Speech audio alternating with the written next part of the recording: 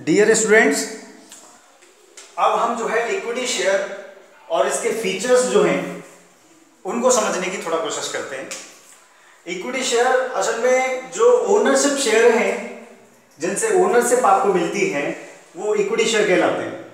Preference share से आपको ownership नहीं मिलती है, लेकिन इक्विटी शेयर अगर आप किसी कंपनी के परचेज कर लेते हैं 1%, तो 1% के ओनर हैं आप उसके। 1% का डिविडेंड आपको जो प्रॉफिट वो डिविडेंड के रूप में बांटेगी, वो 1% हर साल आपके अकाउंट में ऑटोमेटिकली आएगा। एज ए ओनर आपको वोटिंग राइट मिलता है, आपको उसकी एसेट्स पे राइट मिलता है, और ये परपेचुअल होते हैं। ये इनके 4 फीचर हैं। परपेचुअल मींस ये जब तक कंपनी वाइंड अप नहीं होगी इनको रिडीम नहीं किया जाएगा, इनका पैसा वापस नहीं किया जाएगा। जो इक्विटी शेयर होल्डर्स हैं वो फॉर द लाइफ टाइम इसके मेंबर बने रहेंगे। हाँ, अगर वो चाहते हैं इन शेयर्स को उन्हें पैसे की जरूरत है, निकालना चाहते हैं, तो secondary market is there, they can sell them to the public there. Company वापस नहीं लेगी, वो पब्लिक को वहां बेच के निकल सकते हैं। ठीक, तो अब हम जरा थोड़ा देखें एक ये इनका मीनिंग जो है समझने की कोशिश करें। Commonly refer to as ordinary share, इनको ऑर्डिनरी शेयर भी कहते थे। Represents the form of fractional ownership, जो फ्रैक्शनल ओनरशिप है टुकड़ों में, हिस्सों में, उसको रिप्रेजेंट करता है ये ordinary equity share. Ordinary share भी इसको कहते हैं। In which a share holder as a fractional owner undertakes the maximum entrepreneurial risk associated with the business venture।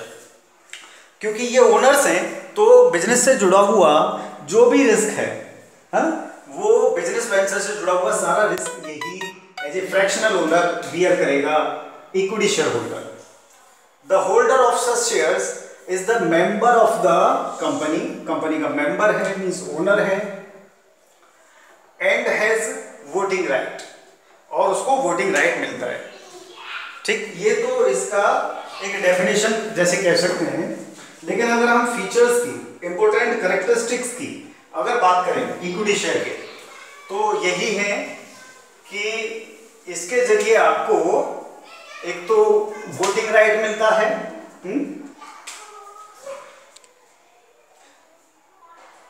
The equity share holders have voting rights at all the general meetings of the company।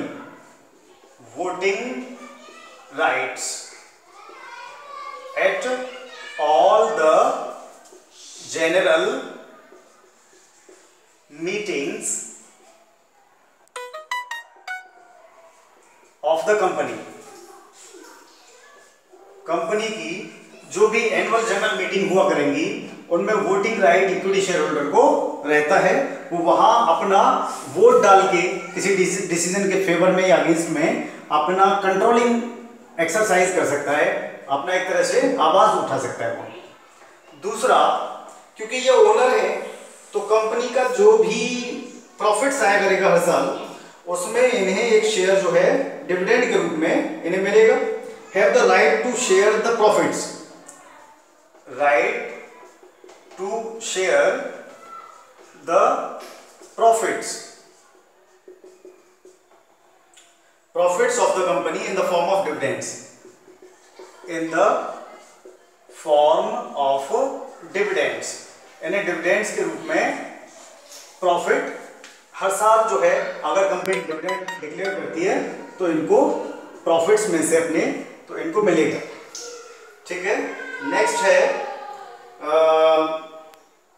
Eight the time of winding up, अगर company किसी कारण से बंद होती है, fail होती है, payment towards equity share holders, equity share capital will be made to the respective share holders only after payment of the claims of all the creditors.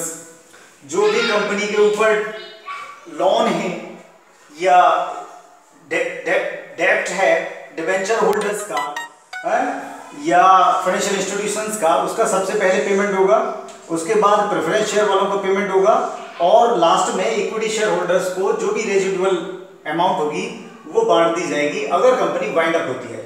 तो right on the assets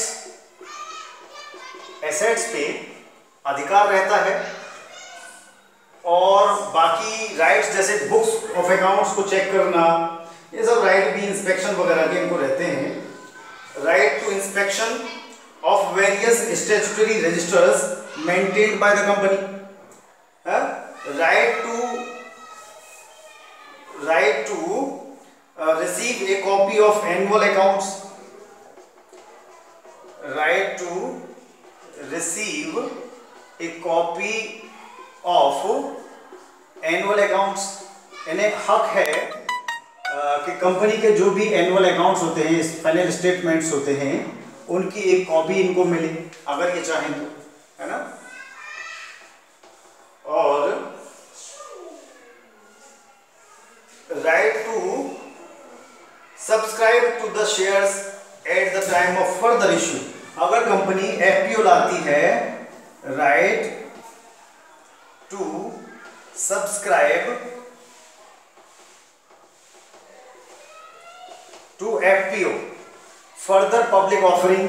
IPO के बाद company को पैसे की और जरूरत पड़ती है और वो एफपीओ लाती है, एफपीओ फर्दर पब्लिक ऑफरिंग, तो उसमें इनको इक्विटी शेयर होल्डर्स को एक कह सकते हैं कि प्रिम्प्टिव राइट रहता है। सबसे पहले इनको राइट रहता है, उसके बाद आम पब्लिक में अप्लाई कर सकती है, ठीक है। तो ये सारे राइट्स जो हैं, और एक नेचर, एक कैरेक्टरिस्टिक आप ये भी जान लीजिए कि they are perpetual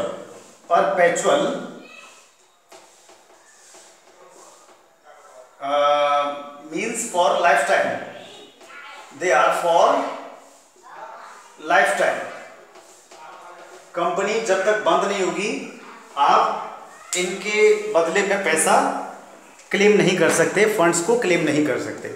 so they are of perpetual nature.